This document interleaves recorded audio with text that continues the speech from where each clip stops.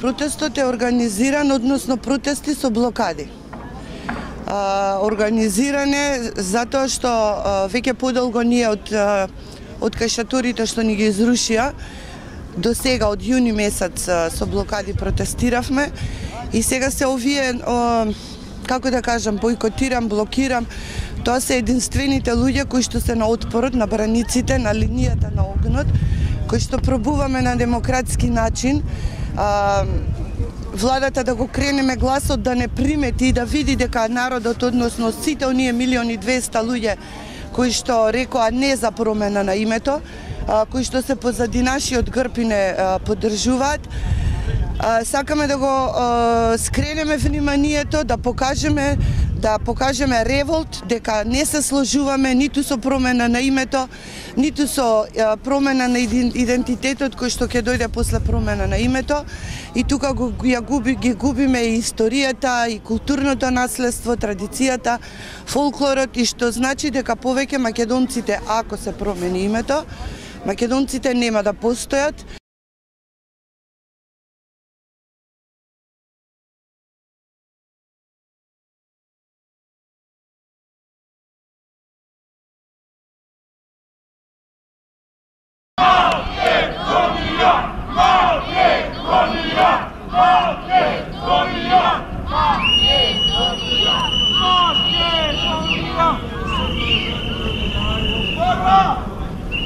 Ние си протестираме против уставните измени кои што се прават во собрание.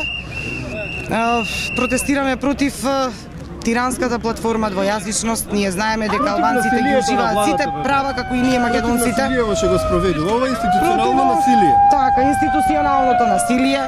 Немаат ниту мандат, ниту имаат народна поддршка за тоа што го прават. И сакаме да си одат од тука. Сакаме да ја напуштат оваа зграда, затоа што оваа зграда не е нивна.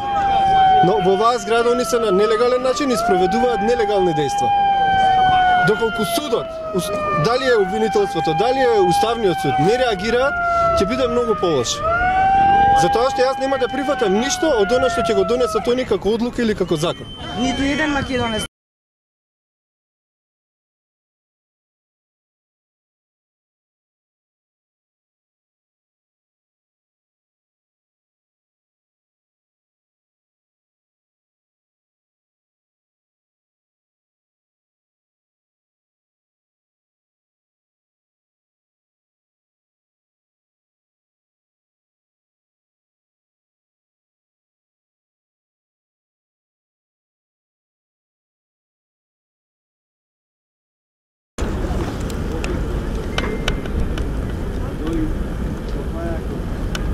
Дека му се заблагодари на Груевски за ово така, а не да е унило градот.